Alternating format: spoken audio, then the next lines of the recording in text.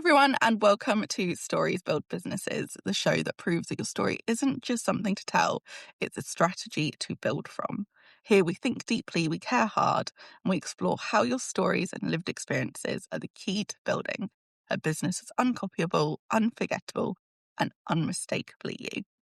I'm your host, Megan Wright, story and strategy coach and founder of Stories Build Businesses, and I'm very excited because today I'm joined by Jenny Hardacre. Jenny, thank you so much for joining me. Thank you so much for having me, and hello, everybody. So, Jenny, would you like to kick us off just by explaining a little bit about what you do? Yes, of course. So I'm a creative wellness expert, and what I do, I help entrepreneurs take rest through creative and mindful pauses. I love that.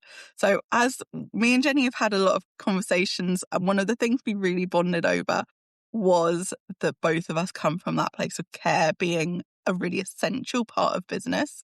So, for me, obviously, it's the first step in my Care Connect Create framework.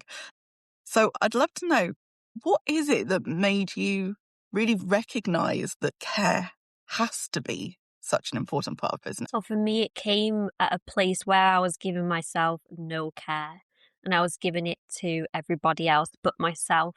So came from a place of pain, really, as these things usually do when you're on a mission and you're driven by a purpose. It's usually because you've been that person in that place. So for me, I was in a coercive, controlled relationship back in lockdown. I decided to flee that relationship. And when I did, and I went back to my mum's, I'd lost all sense of me. Yeah. So it came from a place of pain for sure. But the best moment was, and I can still feel it now, was a day when I just didn't know how to move forward anymore. And I just looked over to the desk and my mum's spare room, and she had just a little pot with some paints in for the grandkids and some paintbrushes. And when I looked at the paints, I had no bad memories attached to it. So I started thinking, oh, I remember that used to be really fun. So I picked up the paints and I just started doodling. And the voices in my mind that, oh, you shouldn't have left that relationship. Where are you going to go from here? You're a loser. Who are you? They just quietened down. I couldn't hear a single negative thought. I was in that moment. I was painting and I was finding pieces of me. And through that moment of pause, it gave me just the clear mind that I needed to take that one step forward. So the next day, it was easier to get out of bed. It was easier to get dressed. And day by day, that compounded over time to get me to where I am today. I think you're right. Those quiet, still moments can really show you the truth of where you're at because they allow your mind to wander in a really safe way. But I also loved what you said about once you'd done that once, things started to get easier. And I think it's so true because when I was working in mental health, one of the tools that we used was all about the fact that if you're feeling low, starting to get moving is the hardest thing. Whereas once you've started moving, you've got a little bit of momentum behind you. And so we would always encourage people to try and find that one thing that would allow them to take even a small step forward. And sometimes when people are in that place of feeling low, it's really hard to even think of what brings you joy. And what you did is such a perfect example of what we would always say, which was think of something that used to bring you joy. Because actually, if it brought you joy in the past, there's every chance it will still bring you joy. Yeah, I love that. I love that. It's so true. And the hardest step is taking the step forward to do it, because in that current state, your body is trying to protect you from any more stress, any more damage. And it's even more difficult to move. I often refer to like you're trying to go on a run or something and someone's got a rope around you and they're pulling you back. I feel like your body and your mind tries to do that. And it is the hardest step. But once you start and you start feeling a little bit of an improvement, that's when the magic happens. But it is definitely the hardest step. I totally agree.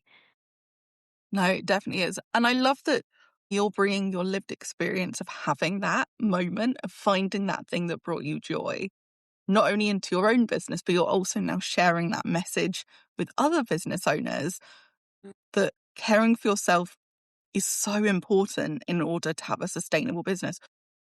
I talk about the importance of care within business, but you take a really specific stance on it, which is that it's not just care, but it's creative care. So I'd love to know, is it that kind of made you connect those dots, and not only was care good for you, but that you could see that it would benefit business owners? So for me, it's one of the quickest, rapidest ways to quieten the mind without too much effort. And I say things like colouring in because it is literally as simple as that. It doesn't have to be anything like, we're going to paint a big picture today, although that's really fun and we do that too. But it's the little things that incorporate the movement, and then as well, it unlocks your creativity because you go into sort of like a dreamy state, especially when you're seeing the movement of the pen or brush on the paper. You're seeing the colours, you're getting imagery in your mind, connections to what that means to you, or if you've got a feeling towards that colour. So it really does become this whole experience that fully immerses you in this moment. Well, it's that classic pink elephant thing, isn't it? That if we try not to think of something, we try not to think of all the things on our to-do list, all of the things we're worried about, then all that we're doing is thinking about those things. It's impossible. Whereas if we replace those thoughts by focusing our mind and our mental energy onto something safe and calming, then we replace those thoughts rather than spending all of our energy just trying to keep them out of our mind. Exactly that. And what I love is, so for me, the create part of my framework is all about building things, creating things. And because at heart, I'm a bit of a creative person, like I love arts and crafts. Mainly, you can tell by all the like half-finished projects in my house. There's a scarf I've been working on for like 8 years. Love it. It's never going to be a scarf. I think that creating in business can sometimes feel a bit routine, or we get into these habits where we're just churning things out, particularly now with AI being such a big part of the world. It's very easy to create a lot of things without being creative. And I think it's really important that that creative comes back into what we're creating. So how does calming mindfulness help you to unlock other aspects of your creativity that you can then use in a business context? This is the best thing. So as business owners, we are obviously creatives. Otherwise, we wouldn't be doing what we're doing, coming up with ideas. Oh, I've got this business idea. I'm going to do this with it. And everyone else thinks you're absolutely bonkers. And you're like, no, I'm not. I know, I can see the vision. I can see the future. I'm going to do this. So being creative is truly who we are. It's at our heart. And often it becomes mundane, like you say, you get into routine. Oh, I'll just do this today, this today, this today. And we often lose our creativity. So the best thing is your creativity comes alive when you are resting, when you are being mindful, when your mind is wandering. That's when you start getting these ideas pinging in your mind because you're not using and overusing all your thinking part of your brain. You're right. Turning off that really analytical part of your brain can sometimes help. But what you said just then about perhaps people might think you're a little bit bonkers, how do you override that? Because I think that is something that keeps people stuck, is being more creative, putting things out that are more unique does make them a little bit more vulnerable in terms of people's opinions. Now, it's not easy. It's definitely not easy. And you will still get naturally the thoughts and the feelings before putting yourself out there, before doing the thing, because it's scary. I had one yesterday. You look very tired. And I was not feeling great yesterday. And I read the message and I thought, thank you very much. And my emotions got to me for about a couple of minutes. And I was like, I'm going to write something back. But then what I did, I just ended up putting on some music. I drifted my mind away from it. And I had a little dance, if I'm honest. Had a little dance, changed my state, made sure that I was remembering, hey, I do this because I like to have fun. And, it's not about this person. So it's just, I guess it's just coming back to yourself, really, in whatever way that is for you. But you're right, it can be a challenge to, like you said, if you've had a hard day and a comment comes in just at the time when you're already not Yeah. feeling your best, it can be a real challenge. And I think a lot of the work I do is about helping people find their individuality, that like unique combination that makes them from their stories and their strengths and all of that. And being unique in business, I think particularly in 2026, it's no longer an optional thing. It's essential. But it means that you have to step into putting yourself forward, allowing people to see Mm, who you really are. absolutely. And it's not easy. I think often we can go in ourselves and we can forget the reason why we're doing it in the first place. And from what I know, you've always been a slightly creative person in terms of your Yeah. past careers as well. What have you learned or what skills have you brought with you into the online business world? Yeah, so I started acting when I was in primary school. So I didn't do it professionally till I was 17. But what I learned from that is really understanding people. And in acting, you do something called listen, feel, react. And I think that's such an important skill set in life, not just in business, to really just listen and help people feel heard and then respond in accordance to that. And also, it helped with being on camera. But I will say, being on camera as you is completely different to being on camera as a character because it's you. You're bearing your all. So I had to get comfortable with that. But I guess that was something being comfortable in front of the camera really helped with just putting myself out there. I Yeah. I worked with quite a few young people who did acting or they were in drama clubs and things like that. And they were some of the most socially anxious children. But they'd always say exactly what you said. It's less scary being someone else because I'm not being me on stage. It's easier because they're not looking at me, they're looking at the character. And it always blew my mind because it was such a contrast to how I felt about acting and performance. It was someone who opted out of drama the second I could. But yet, if you ask me to speak on stage as myself, I'm absolutely fine with it. But there was something about playing a role that I just couldn't do. It made me more awkward and more anxious than just talking as myself. So I wonder, do you feel like there is this temptation maybe for people when they start being on camera for social media, if they're not feeling as confident, to maybe put on a bit of a character for kind of a bit of a protection? Oh, without a doubt. I mean, I've done it myself, especially in the early days. I was always trying to pretend to be the expert at a part of my journey where I didn't need to pretend to be an expert. I needed to be me to show other people who are starting out that it's okay to make these mistakes and it's okay to feel this way. So when I really leaned into that, that's when things got better. But it is something that I think we do because we don't want to be judged. So I think it's a defense. And it was when we can get really comfortable with ourselves, when that is the magic, because people you'll find connect more to you than that version of you that's not real. It's that thing of either wanting to seem larger than life, because sometimes that's what it feels like the internet requires of you, to you to be this big personality, or it's that, like you said, that professional, like, I've got it all together and I know everything. And you're like, it's just not true.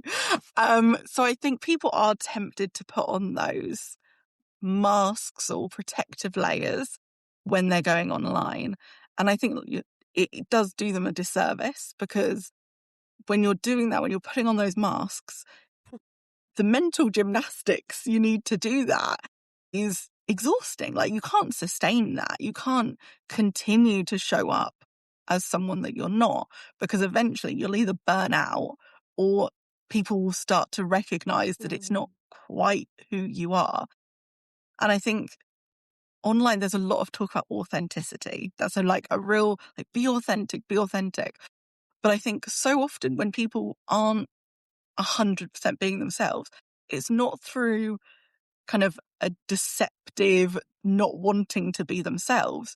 It's that protective, wanting to keep themselves safe, wanting to do what they think is expected, what they need to do to be successful. And it's not a conscious decision, I think, for most people. And so when it's talked about like it's just this switch of like, oh, I'm just going to be fully authentic now, like it doesn't work because it's not instant. It's something you have to feel comfortable and safe to do. And part of that is, like you said, the inner work.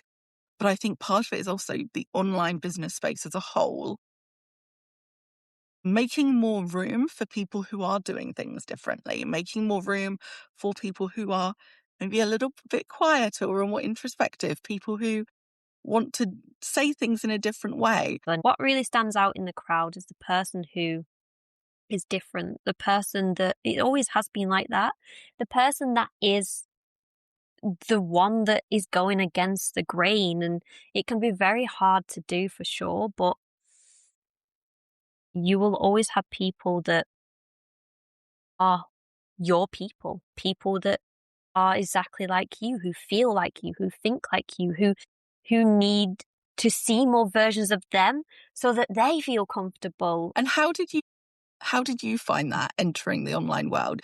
Did you feel like that uniqueness and authenticity you were bringing was embraced? I think the toughest time is when you haven't got the community around you and you are just starting out. I think that's when it's really important to turn to your partner, to turn to your friends, to turn to people who know you and love what you're doing in life. Your mum, your dad, and whoever that is to you. And say, look, I've had this comment, and get their honest opinion, you know? I would get the people that loved me and would watch me and support me. And then I would get the people that would not be so nice to me as well. I guess it's all a learning curve for sure, but just do your things, create a community. They are your support. So when people would come in and comment, eventually they started showing up for me. Hey, leave our Jen alone. And hey, look, she drops paint. It's fine. And hey, I like her eye makeup. When that support came in, that was the best time. And you mentioned your eye makeup, and that's something I always notice on your videos is a kind of a consistent trademark Jen moment. So I would love to know what inspired it. I'm quite a fun, playful person. I don't tend to take life too seriously. And I wanted my visual look to give that off so that when you see me and I'm on mute, you can see, oh, she's fun, she's bright, she's colourful.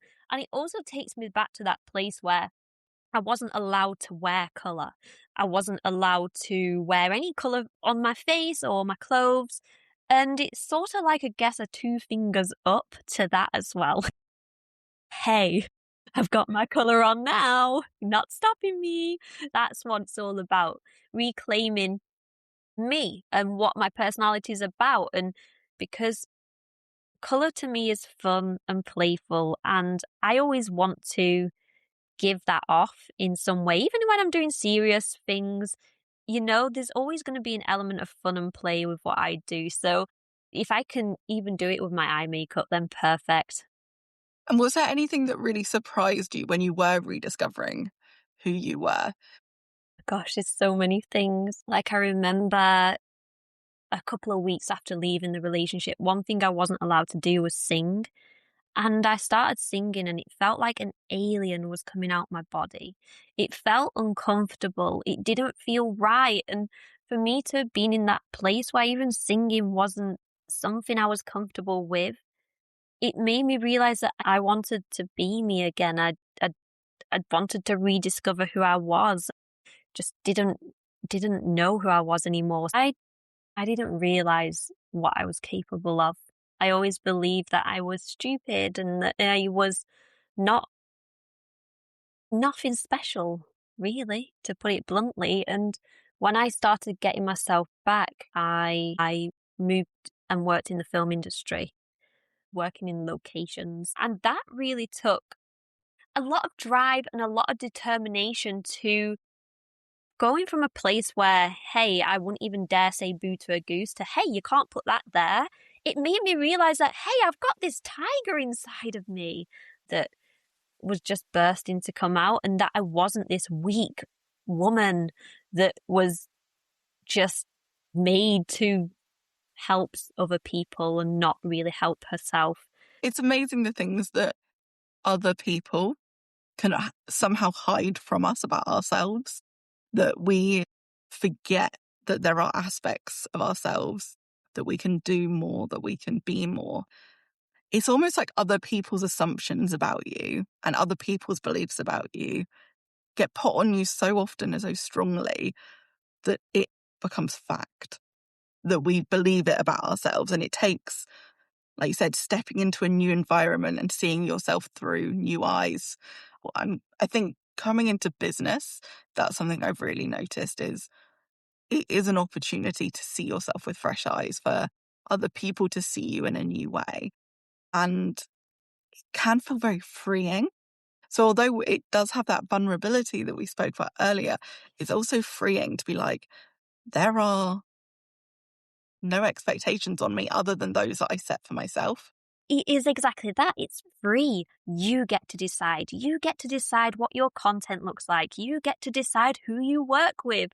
You get to decide what it is that you're going to put out there so people can work with you. I think when it comes from that place, you deliver your best work. And it's the purpose, it's the passion, it's the drive that you have because you know what you're doing is so much greater than just a paycheck at the end of the week. You're helping people. So it is freeing. And gosh, you got me excited talking about that then, Megan. It's that combination that actually freedom is what allows play.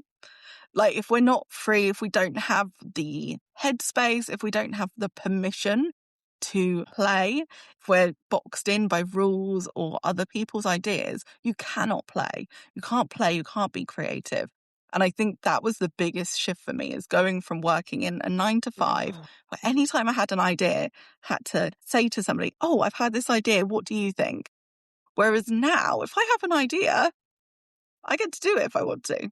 And that for me has been phenomenal.